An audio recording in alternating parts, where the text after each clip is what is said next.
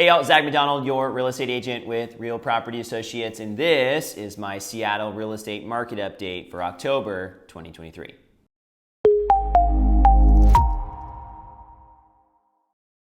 Welcome to this month's recap of the Seattle housing market, and if you're new to these videos, welcome. We've seen quite a bit of change here in interest rates over the past month. Interest rates have been kind of hovering in the low 7s, upper 6s, and now we're looking at really close to 8%, 7.84% on Mortgage News Daily's survey as of today. And when we look back at rates last year, they were hovering right around 7%. So rates have climbed. They've really done a nice little dance all year long and kind of found their way trending upwards since the spring. But the mortgage rates have played a significant factor in the housing market across the country, but I would say more specifically in the higher price markets like Seattle, where the affordability is even more affected when you have the higher mortgage amounts, right? It's going to impact those payments a little bit more dramatically. So as we dive into this month's data, keep that in mind that the mortgage rates are playing a big factor in what's going on. A little update on my own personal situation. I always share a story in one of these updates and figured I'd give you all an update if you've been following along that my house is now under contract. Yay!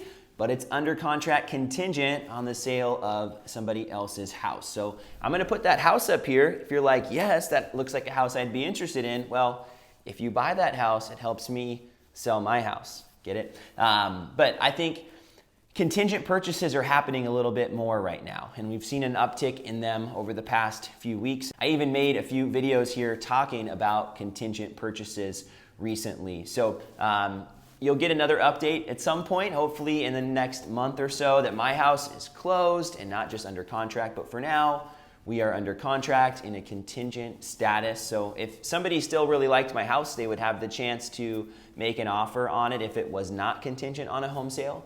But that doesn't happen as often as it would if it was actively marketed. So just a little bit of a update there on our situation. Now let's talk about the market because, well, that's why you're following along with this channel, not necessarily to hear what's going on in my personal life. And over the past year, home prices in Seattle and Bellevue really have remained relatively flat. And they came with the so far seasonal undulations in prices where we had a decline in inventory and we saw inventory pick up again here this summer, not dramatically, but more so than in the spring. And what we've seen is that in Seattle, the median sales price last month was $899,950, which is 1.1% above the same time last year. And that's something that I was sharing earlier, that we would start to see this trend of home prices stabilizing and maybe even being a little higher than last year. Bellevue was at negative 0.3%, so pretty much the same $1,645,000 is the median sales price in Bellevue. Now, as I share that prices have remained relatively stable over the last year, or at least are in the same place heading into the fall, when we look at the drop off in prices, we've still seen a solid drop off. In Seattle, home prices from the peak in the spring last year down 9.64%. In Bellevue, home prices from the high in the spring of 2022 are down 26.89%. 26.89%.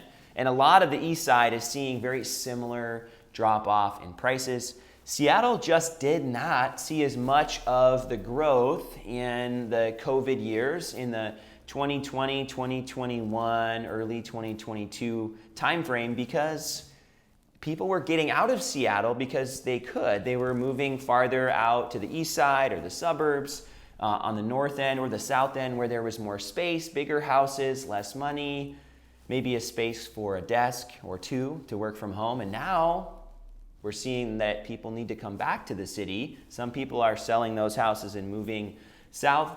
But either way, there's just less demand to move away and more demand to stay. And so there was just less of a drop-off in the city as things started to shift again. Now, as we look at the new listings coming on the market, something that we always pay attention to, we saw 15.6% fewer listings in Seattle and 22% fewer in Bellevue. Again, we've been talking about interest rates, and if you've been following these updates regularly, you would have heard me tell you that a big piece of that is people wanting to hold on to their houses. So significantly fewer listings coming on the market, and as far as homes for sale, we're also seeing a pretty large drop off. So last September in Seattle, we had 1,236 houses available on the market, and at the same time here as we wrapped up September, 987, or a 20% drop off. Bellevue was at 191 and at 150, or 21.5% drop off on their end. So again, very similar as far as the changes in the Seattle and Bellevue markets with inventory. Now, even more importantly than how many houses are coming on the market and how many houses are available, you've got the pending sales. And that's something that we want to pay close attention to as well, because that gives us a good indicator of how fast things are coming off the market and maybe what's coming up in the future. And pending sales in Seattle and Bellevue are both down around 5%. Not a big drop off in the pending sales year over year, but if we look at previous years, both of those years were down from where they would normally be. So seeing fewer houses coming off the market does increase our inventory, and that's something that we'll see. We had a drop off in our supply. So when we look at this graph here, this is the amount of homes available versus the amount of pending sales happening simultaneously. You'll see that there was a spike during COVID in 2020, up over 2 months of supply in Bellevue and nearing that in Seattle. We also saw that the supply ballooned last September as well, which is normal. It's where you start to see the most listings on the market late summer, early fall. Last year we were at 1.8 months in Seattle, 2.3 months of supply in Bellevue. And we're looking at this year, 2 months in Seattle, 2.1 months in Bellevue. Not a massive number for a normal fall, but certainly not the super low inventory that we saw in the fall of 2021. But 11% up in Seattle, 8.7% down in Bellevue. Overall, I think interest rates have played a key factor in why people aren't listing their house, but they're also playing a key factor in why people aren't buying a house either. And at this point, again, throughout the year, we've remained in this balanced state where there are fewer houses coming on the market, but also fewer sales. But we're not seeing a massive influx of one or the other, buyers or sellers. And those have remained, again, relatively stable. Now, during the spring, when interest rates had dipped down, we saw some of the price recovery that we saw this year in the spring and early summer because, well, there wasn't enough inventory and people were jumping on the purchases, especially with those lower rates. Now, things have trickled down since then as rates have ticked up, and so have the days on market. The days on market have also increased from the spring, but not dramatically.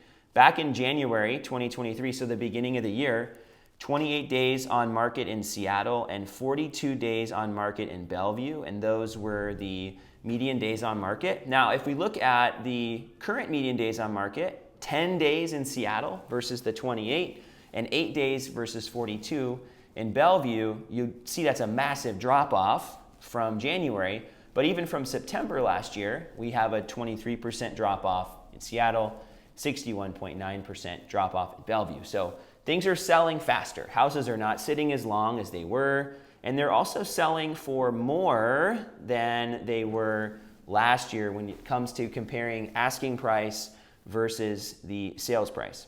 Let's look at a couple stats here that talk about the sales prices. And when we look at last year, 2022, the average percent of list price, or the current price, in September 2022, Seattle 99.3% of the asking price, and in Bellevue 96.8% of the asking price. Now, if we look at the same stat here, 100.4% we're over asking price in Seattle and 101.2% in Bellevue, which tells us a couple things. It tells us that, well, there's people paying asking price. There's not as much negotiating room, but it also tells us that people are likely listing their house or have better intel on where they should be priced. Now, another stat here that's similar to this is the average percentage of the original list price.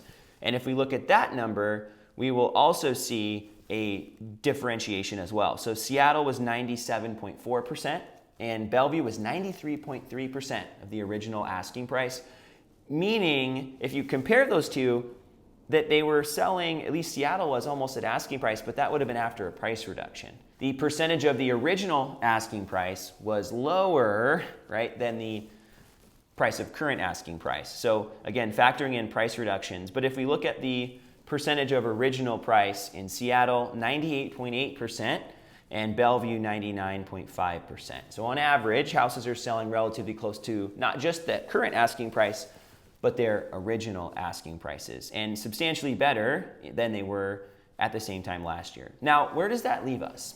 We still find ourselves in an environment in the Seattle area where there are not a lot of houses available.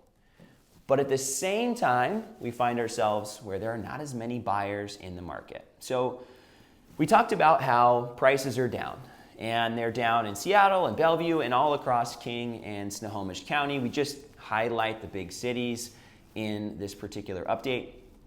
But that means for buyers that even with the higher rates, you still have an opportunity for a better price. So if you're a cash buyer particularly, you're like, yeah, this is great.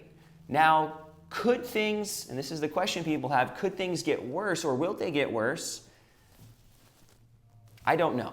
I think we've seen over the last year that even with rates increasing, that prices have stayed about the same. And I think there are still some people that would say, yeah, I think the worst is yet to come. We're going to see a bigger drop off. I'm waiting for that moment. I think that moment would come maybe if rates kept climbing into the mid-8s and not, I mean, that would change things, right? But it's still not going to make more people want to sell. So we'll still have this shortage of supply. Now, what could happen on the flip side is that rates start to come down in mid next year, and we see a lot more buyers jumping in, and we don't have enough houses, and we're going to see prices go up just like they did this spring, because prices went up this spring.